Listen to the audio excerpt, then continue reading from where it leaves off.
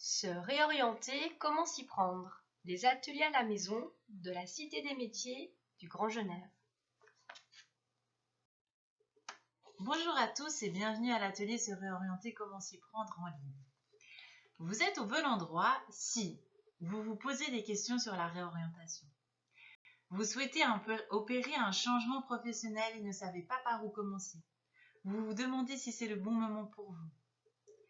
De nombreuses raisons peuvent pousser à se réorienter au cours de sa vie professionnelle, que ce soit par envie ou par contrainte. Cependant, concrétiser un tel projet demande beaucoup d'efforts. C'est pourquoi prendre le temps de la réflexion est important. Durant cet atelier en ligne, nous vous proposons des exercices pour explorer votre situation actuelle, vos besoins et vos priorités, ainsi qu'une présentation du système suisse de la formation. Vous découvrirez aussi les différentes ressources à disposition pour poursuivre votre réflexion. Nous nous appelons Nathalie Burdet et Lorraine Vollery. Nous sommes psychologues conseillères en orientation au sein du service d'orientation de l'OFPC. Nous animons l'atelier Se orienter, comment s'y prendre au centre associé Cité des métiers de Mérin. Nous sommes là pour vous aider à faire le point sur votre situation professionnelle et personnelle, ainsi que pour poser les bases de votre éventuel changement professionnel. Nous sommes très contentes de pouvoir vous accompagner dans cette réflexion au travers de cet atelier. Nous vous proposons pour réfléchir à votre projet de réorientation de partir d'un schéma inspiré de Monsieur Jean-Pierre Boutinet, psychosociologue, aujourd'hui professeur émérite de l'Université catholique de l'Ouest à Angers. Comme vous pouvez le voir sur la diapositive, Boutinet propose une méthodologie avec 5 éléments constitutifs d'un projet d'orientation. Ces éléments sont le sujet, l'objet, le trajet, le rejet et le surjet. Le sujet, c'est vous. Qui êtes-vous actuellement? Que faites-vous? L'objet, c'est ce que vous visez, c'est-à-dire votre nouveau but. Pour aller du sujet à l'objet, il faut faire un trajet. Ce trajet peut être une formation ou un perfectionnement. Deux autres éléments sont importants à analyser afin d'atteindre votre but. Ce sont le rejet et le surjet. Le rejet représente ce à quoi vous devez renoncer pour accéder à votre objectif. Le surjet représente quant à lui les ressources internes et externes sur lesquelles vous pouvez vous appuyer. Pour vous aider à définir où vous êtes actuellement et l'objet visé, nous vous proposons des exercices et des pistes de réflexion. Pour chaque exercice, vous pouvez mettre la présentation sur pause afin d'avoir le temps de les réaliser. Se réorienter implique un investissement important. Pour vous aider à définir le sujet et où vous en êtes actuellement professionnellement, nous vous proposons d'analyser dans quel domaine se situent vos satisfactions ainsi que vos insatisfactions selon 5 axes. L'entreprise, l'équipe, les activités de votre métier, votre parcours professionnel et de manière générale dans votre situation personnelle. Cet exercice vous permettra de clarifier les raisons qui vous amènent à avoir envie de vous réorienter. Les raisons sont multiples et propres à chacun. Par ailleurs, il est important de passer par l'écrit, car il est parfois difficile de mettre de l'ordre dans ses pensées, ces différents axes étant liés entre eux. Il est rare que tout soit négatif, mais un seul élément insatisfaisant peut éclipser les zones de satisfaction. Cet exercice vous permettra de nuancer votre situation et d'identifier également les éléments de soutien. Prenez le temps nécessaire pour noter les satisfactions et les insatisfactions pour chacun de ces axes. Puis, passez à la diapositive suivante. À cette diapositive, nous vous proposons un exercice pour vous aider à prioriser vos besoins. Lorsqu'il y a insatisfaction au travail, c'est qu'un besoin n'est pas satisfait. En définissant vos besoins, cela va vous aider à savoir là où vous voulez aller professionnellement. C'est ce que Boutinet nomme dans son schéma l'objet.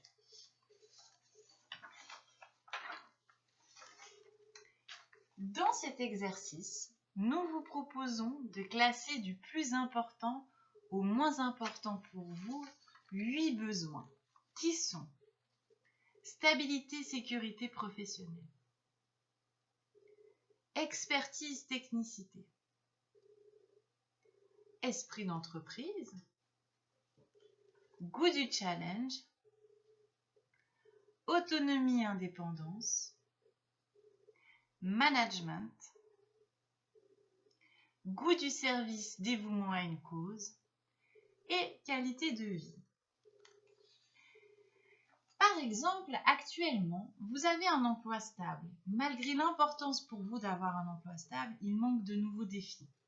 Vous vous rendez compte que finalement, votre goût du challenge est plus important pour votre épanouissement au travail que la stabilité professionnelle. Vous mettrez donc comme besoin prioritaire le goût du challenge en premier et en deuxième, stabilité, sécurité professionnelle.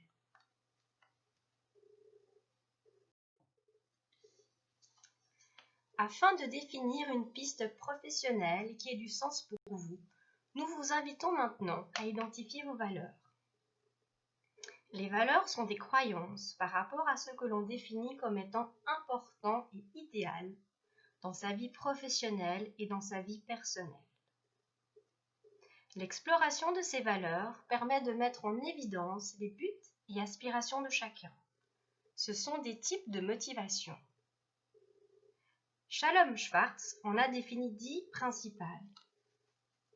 L'autonomie, la stimulation, l'hédonisme, la réussite, le pouvoir, la sécurité, la conformité, la tradition, la bienveillance et l'universalisme. L'ordre d'importance des valeurs est propre à chacun. Elles peuvent parfois entrer en conflit les unes par rapport aux autres.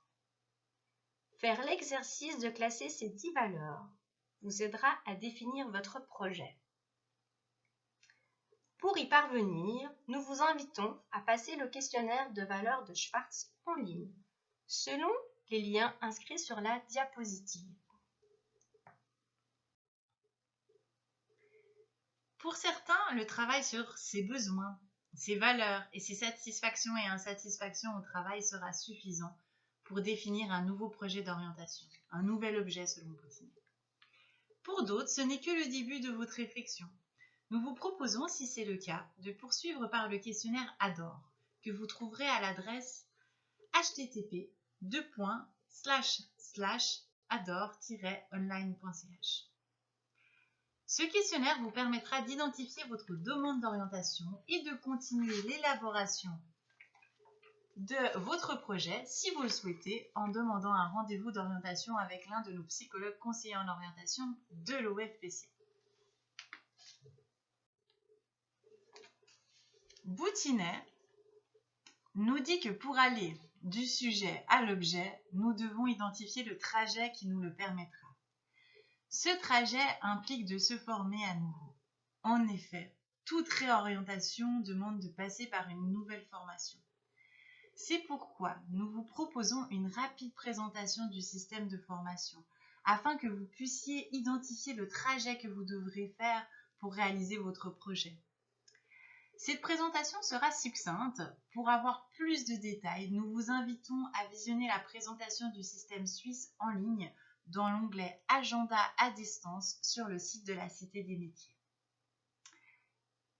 Le système suisse comprend 3 niveaux. Le premier niveau, que nous appelons le secondaire 1, comprend l'école primaire et le cycle d'orientation, soit l'école jusqu'à l'âge de 15 ans.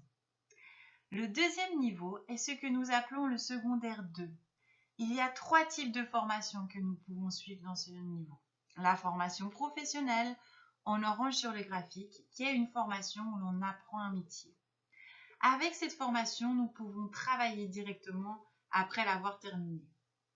Nous avons aussi l'école de culture générale, en jaune sur le graphique, qui a une formation pré-professionnelle, mais où les cours restent scolaires. Elle est dite pré-professionnelle car elle met déjà l'élève dans un chemin professionnel en choisissant une option. Les options qui sont possibles sont la santé, le social, l'art et la communication, l'information.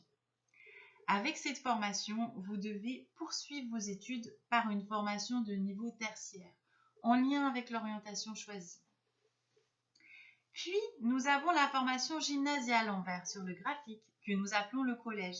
C'est une formation purement scolaire, dont le but après est de poursuivre par des études académiques. Il existe le collège pour adultes, le CG pour adultes, et l'on peut obtenir un titre professionnel de niveau AFP ou CEC par validation des acquis ou par l'article 32. Le troisième niveau est le niveau tertiaire. Nous retrouvons les brevets et diplômes fédéraux. Ce sont des formations de perfectionnement pour évoluer dans son domaine professionnel. Elles se font en emploi après avoir fait un apprentissage et eu de l'expérience professionnelle. Nous retrouvons également sous cette catégorie de formation les brevets fédéraux de la police, des pompiers, des gardes frontières qui se font après avoir eu un diplôme de niveau secondaire 2. Puis nous avons les écoles supérieures. Les écoles supérieures sont des formations où l'on apprend un métier. Nous pouvons y accéder après avoir fait une formation professionnelle dans le domaine, par exemple, que l'on apprend après avoir fait un métier. Nous pouvons y accéder après avoir fait une formation professionnelle dans le domaine. Par exemple, si j'ai fait un CEC dans le domaine de la santé, je peux accéder à une école supérieure dans le domaine de la santé. Mais vous pouvez également accéder à une école supérieure avec un certificat de l'ECG dont l'orientation correspond au domaine professionnel dans lequel se trouve l'école supérieure. C'est-à-dire que si j'ai fait un certificat de l'ECG en option santé, je peux accéder à une école supérieure dans le domaine de la santé, comme la formation d'hygiéniste dentaire ou de podologue. Vous trouverez aussi au niveau tertiaire les HES, qui sont des autres écoles spécialisées. Ce sont des écoles où nous apprenons des métiers. Pour y accéder, il faut une maturité professionnelle, c'est-à-dire la maturité que l'on fait après un CFC, ou alors il faut une maturité spécialisée que l'on fait après un certificat de l'ECG. L'admission en HES suit la même logique que pour les écoles supérieures. Il faut au préalable avoir une formation dans le même domaine professionnel pour rejoindre ces écoles. Donc, pour la haute école de santé, il faut avoir fait au préalable un CFC dans le domaine de la santé avec la maturité professionnelle correspondante, ou alors un certificat de l'ECG et une maturité spécialisée en option santé. Il est important de se renseigner auprès des écoles supérieures et des HES, car plusieurs recourent à des tests d'entrée. Nous arrivons maintenant à l'université et aux écoles polytechniques fédérales. Pour y accéder directement, il faut avoir une maturité gymnasiale. Le temps d'études pour une école supérieure et une HES est environ de 3 ans, et pour l'université et les écoles polytechniques environ de 5 ans. Si l'on n'a pas le diplôme qui permet d'accéder directement à la formation tertiaire qui nous intéresse, il existe des passerelles. Si l'on veut entrer à l'université sans maturité gymnasiale, il est possible, après une maturité de l'ECG ou professionnelle, de faire une passerelle d'OUPS. Dans cette passerelle d'OUPS, il sera enseigné de la culture générale pour obtenir le niveau du collège. Et si vous voulez rejoindre une école supérieure ou une HES avec une maturité gymnasiale, il est possible de faire une année de stage ou une année préparatoire professionnelle pour apprendre les bases professionnelles du métier qui vous intéresse et avoir l'expérience professionnelle que vous n'avez pas eue au collège. À partir de 25 ans, si vous n'avez pas de maturité gymnasiale pour entrer à l'université, vous pouvez faire une demande d'admission sur dossier. Et pour finir, il y a les perfectionnements, comme les formations de niveau CAS, DAS, MAS, qui sont des perfectionnements que l'on fait après avoir obtenu un diplôme universitaire ou un bachelor HES. Pour avoir plus d'informations et pour connaître les professions et les formations existantes, nous vous recommandons le site www.orientation.ch. C'est le portail officiel d'information et d'orientation professionnelle universitaire et de carrière. Vous pouvez également vous rendre à la Cité des métiers de Genève, au 6 rue Prévost-Martin, ou dans un des 2 centres associés qui se trouvent respectivement à Meyrin et à Aunay, afin d'obtenir un entretien d'information personnalisé. C'est une prestation gratuite, sans rendez-vous. Vous trouverez les horaires et les détails de la prestation sur le site de la Cité des métiers de Genève. Finalement, si l'on revient au schéma de Boutinet, pour que tout se passe bien, Boutinet met en évidence l'importance d'identifier ce à quoi nous devons renoncer, le rejet, ainsi que sur quoi nous pouvons compter nos ressources. Prenez un temps pour réfléchir à vos ressources, ainsi que les choses auxquelles vous devrez renoncer pour réaliser votre nouveau projet. Si cela n'est pas aisé pour vous, n'hésitez pas à venir prendre rendez-vous avec l'un de nos collègues psychologues conseillers en orientation.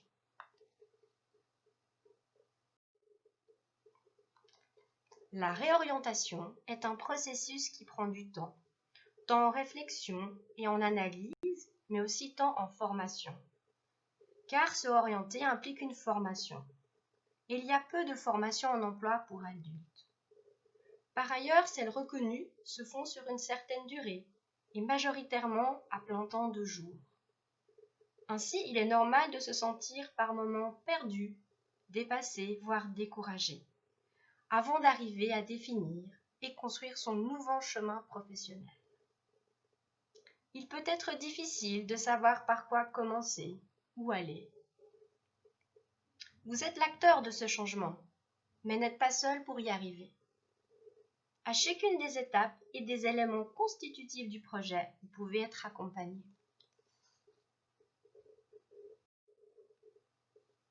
Parfois, le projet visé n'est pas possible actuellement.